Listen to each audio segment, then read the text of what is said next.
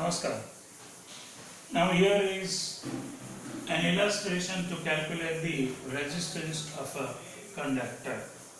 These are the common types of problems asked in every exams in current electricity. Like one here, a copper wire is stretched to make it 0.1% longer. What is the percentage change in its resistance? दो तरीके के problems रहते हैं. एक में wire का volume constant होता है वैसा माना जाता है, और दूसरे केस में एक वायर लिया जाता है, उसके अलग अलग टुकड़े करके अलग अलग वे से फिर ज्वाइन किया जा सकता है. उस तरीके का एक ग्रुप ऑफ प्रॉब्लम्स भी रहता है. तो ये वाला जो प्रॉब्लम है इसमें हमें अस्यूम करना है कि volume of the wire remains constant. अब ऐसे प्रॉब्लम्स को भी दो कैटेगरी में डिवाइड किया जा सकता है. एक ऐसी कैटेगरी के प्रॉब्लम्स जिसमें जो भी फिजिकल पैरामीटर, जो भी ज्योमेट्रिकल डायमेंशंस का चेंज होता है वो 10% से बिलो है अप्रोक्सीमेटली, और एक ऐसी कैटेगरी जिसमें ये चेंज 10% से ज्यादा है. तो ये वाला प्रॉब्लम हमें पता है कि इसमें ये जो चेंज है किस चीज का, length is stretched to make it 0.1% longer.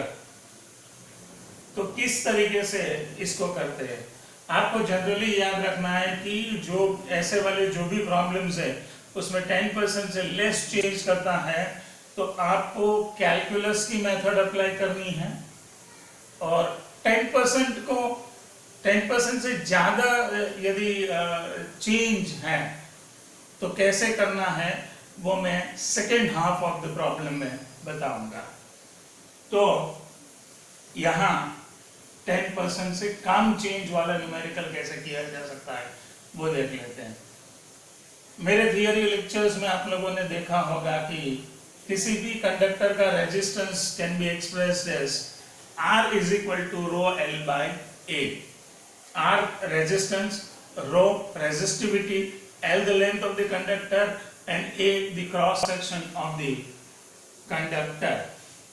तो इसी एक्सप्रेशन को R is equal to rho L by A को मल्टीप्लाई एंड डिवाइड किया जाता है L से. डिनोमिनेटर देखो, area into length would be the volume. तो R is equal to rho L square by V में हमें दो फिजिकल क्वांटिटीज कांस्टेंट मिल जाती है, रो एंड L,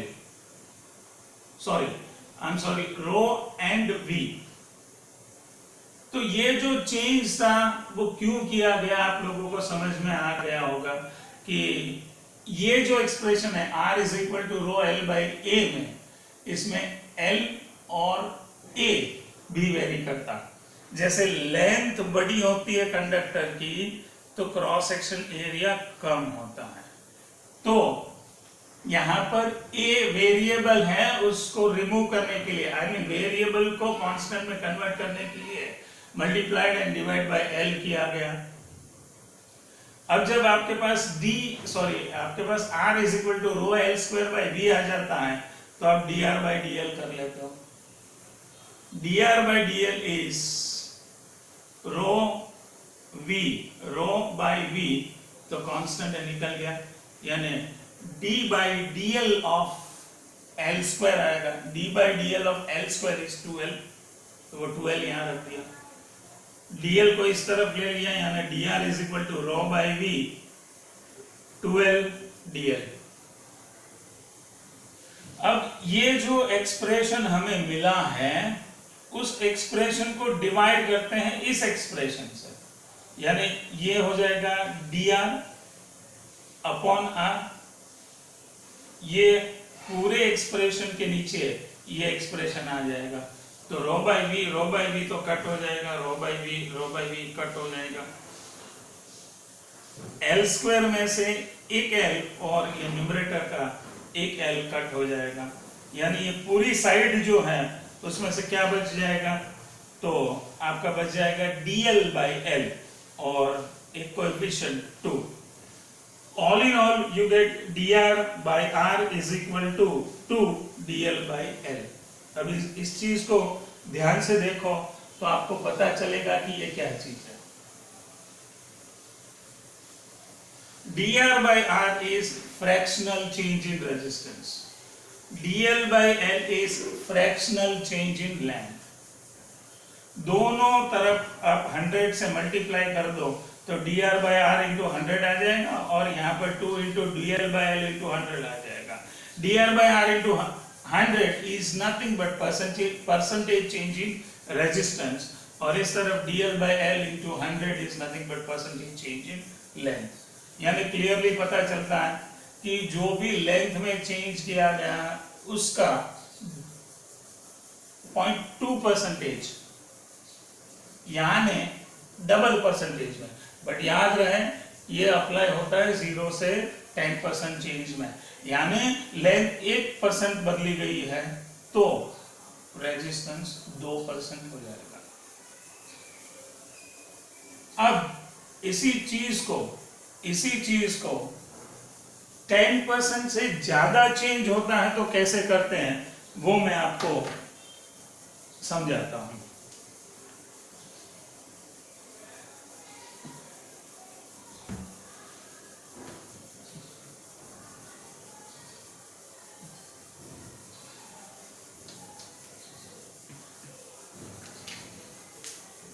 ये रहा वो एक एग्जांपल मैंने अपने आप बनाया है। A copper wire is stretch to double its length, calculate the new resistance of the wire. और इसमें ऐसा भी पूछा जा सकता है कि कितने परसेंट से नए वायर का रेजिस्टेंस बदलेगा, चेंज होगा। तो आइए देखते हैं इसको कैसे सॉल्व कर सकते हैं। मैं मान लेता हूं कि ए क्रॉस सेक्शन का कंडक्टर है जिसकी लेंथ L है और उसकी रेजिस्टिविटी ρ है। Now according to the formula इस चीज का रेजिस्टेंस कितना होगा, R is equal to ρ L/A। और ये जो पूरी बात है उसको मैं केस 1 कहता हूं। अब क्वेश्चन को रेफर करो। Copper wire is stretch to double its length, यानी मेरा अगला वाला केस जो है वो आ जाएगा जिसमें कि ये जो वायर है उसकी लेंथ यहां यदि L थी तो यहां 2L बन जाएगी, डबल हो जाएगी। इसकी रेजिस्टिविटी ρ ही है। अब पता नहीं इसका क्रॉस सेक्शनल एरिया कितना है, इसके लिए मैं उसको बोलता हूं कि वो A' है। ऑफ कोर्स ये प्रॉब्लम स्टेटमेंट पढ़ के आपको पता चलना चाहिए कि ओरिजिनल वायर को कट किया जाता है या फिर मेल्ट करके नया बनाया जाता है। तो ये वाले क्वेश्चन में कटिंग बटिंग वाला कुछ चीज दिया नहीं है, तो आपको बिलीव करना है कि मेल्ट करके नया बनाया गया है। तो फिर उस केस में जो वायर है उसका वॉल्यूम कांस्टेंट रहेगा।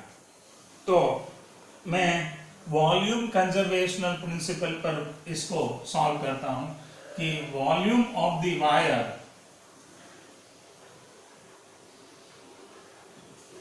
Remains same.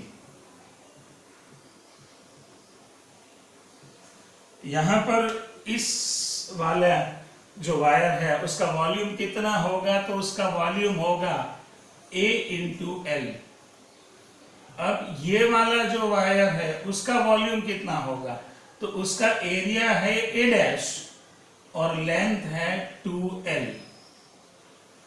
सीधी सी बात है, इसका मतलब ये हुआ कि नया क्रॉस सेक्शनल एरिया जो है वो आपका पुराना क्रॉस सेक्शनल एरिया था उससे आधा बन जाता है। अब इस वायर में मैं फॉर्मूला अप्लाई करता हूं R is equal to rho L by A, but R तो मैंने ये वायर के लिए ऑलरेडी रिजर्व रखा है। तो इस वायर का रेजिस्टेंस मैं बोलता हूं कि R डैश एन। रेजिस्टिविटी जो है वो तो क्वालिटी ऑफ मटेरियल पर डिपेंड करती है, डायमेंशन पर तो डिपेंड करती नहीं है, तो रो ही होगी।